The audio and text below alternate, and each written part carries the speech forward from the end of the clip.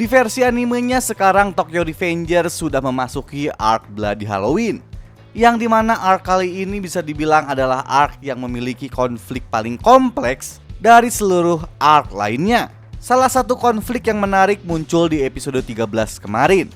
Setelah diperlihatkannya Draken mendekam di penjara dan mendapatkan hukuman mati, yang dimana kejadian ini sebenarnya sangat berkaitan erat dengan awal mula terbentuknya Toman, khususnya hubungan antara Maiki, Baji, Kazutora, dan Draken. Jadi di pembahasan arc Bloody Halloween kali ini akan gue bagi menjadi 2 part, men, biar kalian gak bingung nantinya. Di part pertama ini gue akan banyak membahas tentang timeline utama, yang dimana timeline utama ini adalah ketika Takemichi sudah dewasa dan banyak sekali kejadian-kejadian yang sudah dia lewatkan.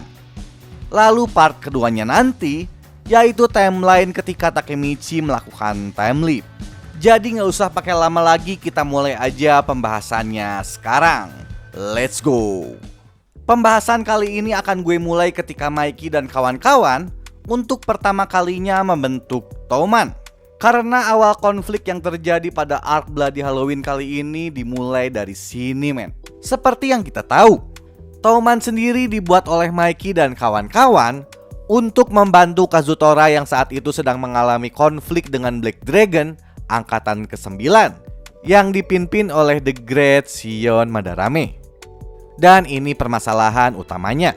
Saat itu Baji yang menyarankan untuk membuat geng pun akhirnya menunjuk Maiki sebagai pemimpinnya.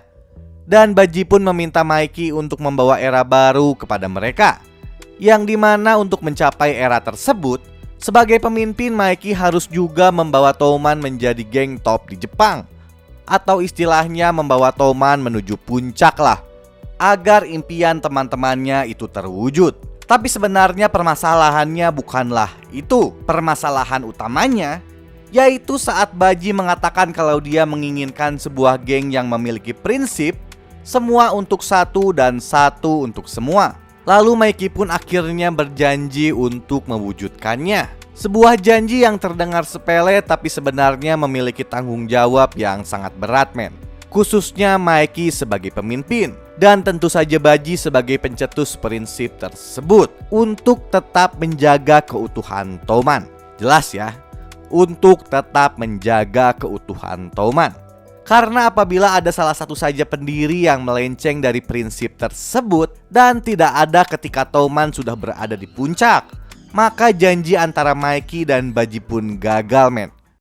Sayangnya, gak lama setelah Toman dibentuk, kejadian tak terduga pun muncul, men. Kazutora tanpa sengaja menghabisi Shinichiro Sano alias kakaknya Maiki ketika sedang mencuri sepeda motornya. Yang tadinya Kazutora ingin memberi motor tersebut kepada Maiki sebagai hadiah ulang tahun. Dan gara-gara kematian Shinichiro Sano inilah awal mula konflik Bloody Halloween pun dimulai. Bukannya menyesal, Kazutora malah menyalahkan Maiki atas kematian Shinichiro Sano dan juga penyebab dirinya di penjara selama 2 tahun. Yang dimana masa hukuman Kazutora ini seharusnya lebih lama dari 2 tahun. Tapi karena Maiki sebagai keluarga korban memberikan kesaksian pendukung kepada Kazutora, akhirnya dia pun bisa keluar lebih cepat. Ya pokoknya si Kazutora ini mentalnya emang agak sakit, men. Dan kenapa Kazutora bisa menjadi seperti ini pun sebenarnya bukan tanpa alasan. Itu karena Kazutora tumbuh dari keluarga broken home yang seringkali melihat ayahnya melakukan KDRT kepada ibunya, men. Sayangnya walaupun Maiki memberikan kesaksian pendukung untuk Kazutora, hal itu tidak menghilangkan kebenciannya kepada Kazutora. Dan akhirnya Maiki tidak lagi menganggap Kazutora sebagai bagian dari Toman. Bahkan Maiki pun sempat ingin menghabisi Kazutora dengan tangannya sendiri ketika dia sudah keluar dari tahanan. Yang artinya apabila perseteruan mereka berdua terus berlanjut, maka janji Maiki dan Baji pun gagal. Baji juga sempat membujuk Maiki berkali-kali untuk memaafkan Kazutora. Sayangnya hal tersebut tidak menggoyahkan pendirian Maiki. Ya no excuse lah. Pasti banyak kalian yang bertanya-tanya kan, kenapa Baji tidak meminta bantuan Draken untuk mendamaikan Maiki dan juga Kazutora?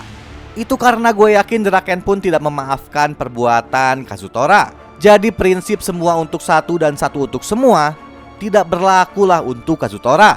Kesalahannya sudah terlalu besar, dan gue yakin seluruh anggota Toman pun berpikiran seperti itu, kecuali Baji. Dan gara-gara hal inilah gue yakin kenapa Baji menjadi seorang lone wolf. Itu karena tidak ada seorang pun yang bisa diandalkan. Tidak ada seorang pun yang peduli terhadap janji yang sudah dia buat ketika Toman didirikan, termasuk Draken. Oke, sekarang kita masuk konflik yang kedua. Alasan kenapa Kisaki membuat geng Valhalla. Gak lama setelah keluar dari tahanan remaja, Kazutora didatangi oleh Kisaki dan akhirnya mereka berdua pun membuat sebuah kelompok bernama Anti-Touman, yang dimana kelompok Anti-Touman ini nantinya akan bergabung dengan para mantan anggota Mebius yang dipimpin oleh Sujihanma. Lalu terlahirlah sebuah geng baru bernama Valhalla dengan jumlah anggota kurang lebih 300 orang.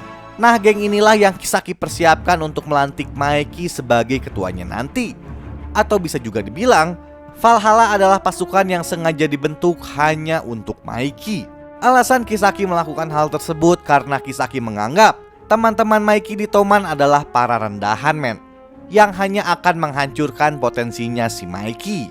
Ya intinya geng Valhalla ini Kisaki sengaja buat untuk memisahkan Maeki dengan teman-temannya. Oke, sekarang kita masuk ke pembahasan utama.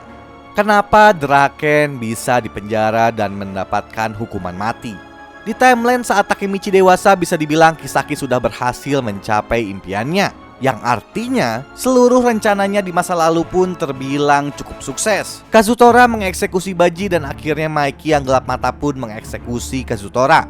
Lalu di saat Maeki kehilangan tujuannya, maka di saat itulah Kisaki berhasil memanipulasi Maeki dan menyiapkan kambing hitam untuk menggantikan hukuman yang akan diterima Maeki.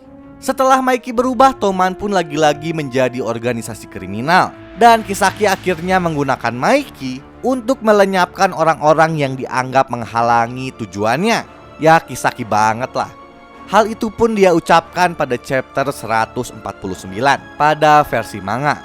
Karena selain bercita-cita untuk menjadi berandalan top di Jepang, Kisaki pun bermimpi untuk menguasai dunia bawah tanah Jepang men. Yang artinya dia pun akan berurusan dengan para mafia, penjahat, dan lain-lain termasuk Yakuza. Lalu ketika Maeki berhasil menghabisi para penghalang itu, otomatis impian Kisaki di masa depan pun tercapai. Lalu di saat itulah Kisaki sudah tidak lagi membutuhkan Maeki. Dan seperti biasa, dengan kepintarannya Kisaki pun berencana untuk menyingkirkan Maeki dengan cara menjebloskannya ke penjara men. Nah, disinilah akhirnya peran Draken pun dimulai. Agar Maeki tidak ditangkap, kemungkinan besar Draken membuat kesepakatan dengan Kisaki untuk menggantikan posisi Maeki, yang akhirnya membuat Draken mendekam di penjara dan mendapatkan hukuman mati. Ya, gue yakin Kisaki lagi-lagi mengkambing hitamkan seseorang yang tidak bersalah.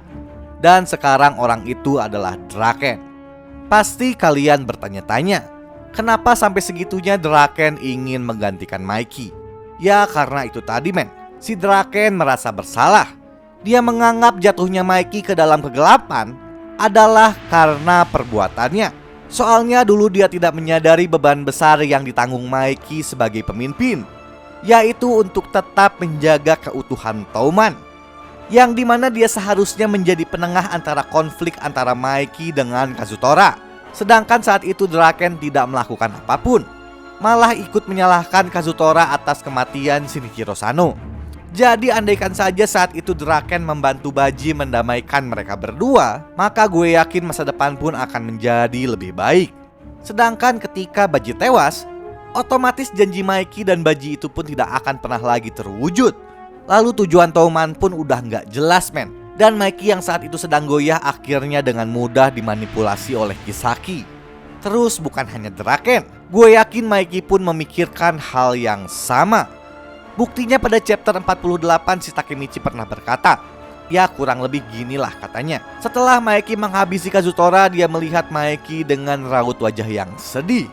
Kesedihan ini gue yakin dikarenakan Maeki menyesal men. Kenapa dia tidak memaafkan Kazutora dan menerimanya lagi ke dalam Touman setelah Kazutora keluar dari tahanan. Jadi andaikan saja saat itu Maeki memaafkan Kazutora, maka kemungkinan besar Baji tidak akan tewas. Ya, inilah inti dari kebanyakan cerita di Tokyo Revengers, men. Menceritakan tentang penyesalan. Dan inilah penyesalan terbesar Mikey dan Draken di Arc Bloody Halloween ini, men. Gue ucapin terima kasih buat kalian yang udah nonton video ini dari awal sampai akhir. Dan buat kalian yang menyukai pembahasan gue kali ini, jangan lupa klik subscribe dan like-nya, men. Ketemu lagi di video gue selanjutnya. Ciao.